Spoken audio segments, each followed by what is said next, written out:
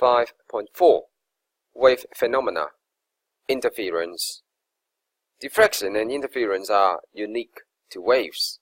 That is to say, only waves may perform diffraction and interference. Particles cannot. 1. Interference of waves. Interference in physics does not only mean disturbance. Interference of wave is a wave phenomena that occurs when two very similar waves overlap under certain conditions. Let's take a look of the experiment first. We will see how water waves are interfered in different situations by using a ripple tank. Fix the two dippers about 5 centimeters apart on the bar of the vibrator. Observe the wave pattern. In this experiment, two dippers are set into vibration by the same motor, and so they are vibrating in phase.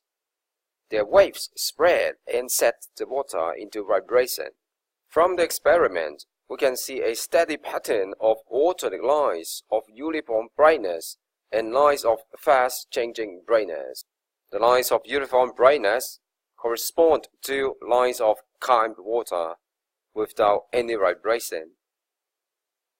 And the lines of fast-changing brightness have the water surface vibrating violently, changing from a crest to a trough and then a crest, and repeats very quickly.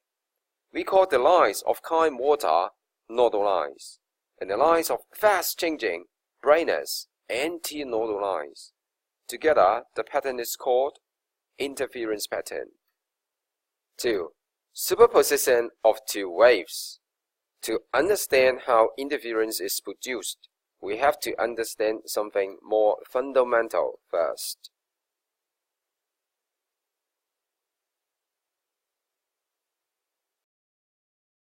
Stretch a long spring on the floor. Flick each of the long springs sideways once at the same time in the same direction. What happens when the pulses meet each other? And what happens after the pulses have separated?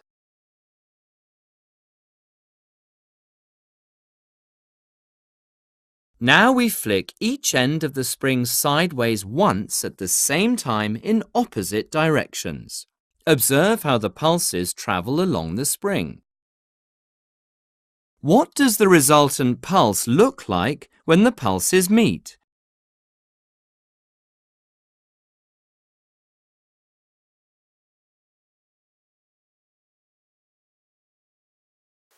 So, at the very instant when the two pulses meet, they form a resultant by vector addition.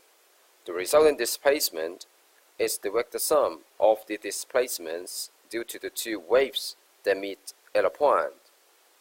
So, two waves are added by the principle of superposition. Well, two crests result in a big crest. A big crest and a small trough results in a small crest.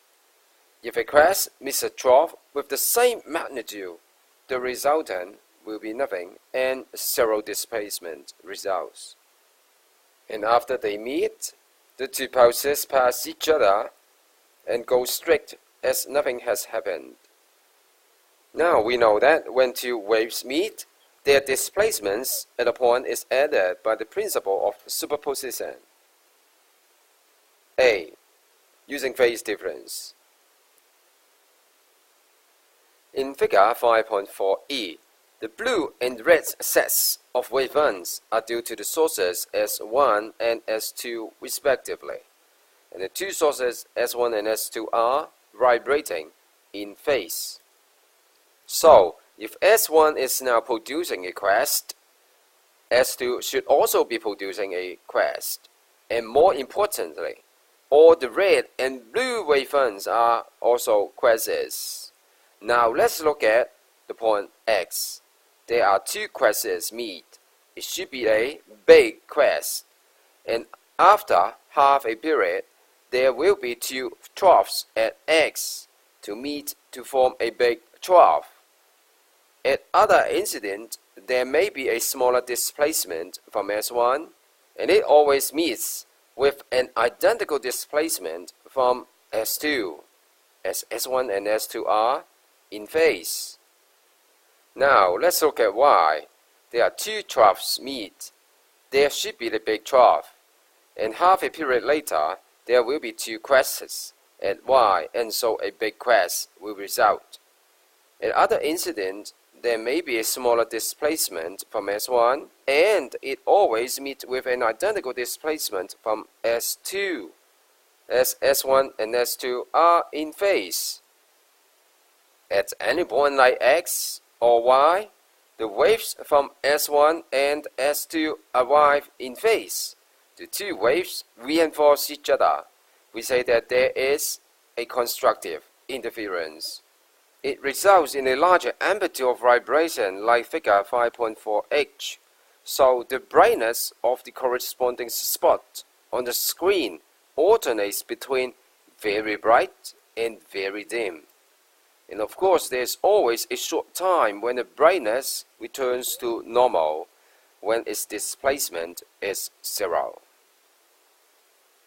We can locate the points where the waves arrive in phase. And we can see they form lines of points where constructive interferences occur. We call these lines antinodal lines. Similarly, let's see how nodal lines are formed. Now, look at W.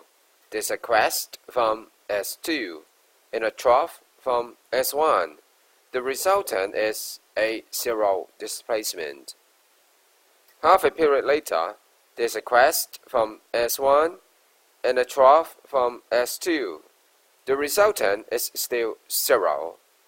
At other incident, there may be a smaller displacement from S1, and it always meets with an identical but opposite displacement from S2, as S1 and S2 are in phase.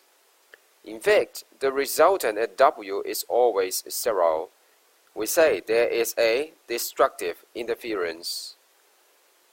The case is similar at point Z. Both W and Z always remain stationary without any vibration as the waves from S1 and S2 arrive in antiphase. The displacement time graph for the particle vibration at W and Z is just a horizontal line along the time axis, as in figure 5.4k. Other points where the waves arrive in antiphase are shown, and by joining them together, we can see the lines of kind water called nodal lines, which appear as lines of uniform brightness on the screen. B. Using path difference. Well, it does not mean we have to draw two sets of circular waves to determine where constructive and destructive interference occur. We may calculate the path difference of the two waves at a point instead. The path difference at a point P is the difference of the path length from the two sources, and therefore S1P minus S2P. Let's look at figure 5.4e again. At W, the path length W, S1 equals 3.5 lambda, while W, S2 equals 5 lambda. Thus, the path difference at W equals 1.5 lambda. Similarly, we may find the path difference at X, Y, and Z easily. From the above results, we may conclude that for the point with a path difference of n plus half a lambda, there will be a destructive interference, and for the point with a path difference of n lambda, there will be a constructive interference. In fact, when the sources are in phase, a path difference of n lambda at a point ensures that the waves arrive in phase and constructive interference results. On the other hand, a path difference of n plus half a lambda ensures that the waves arrive in antiphase and destructive interference results.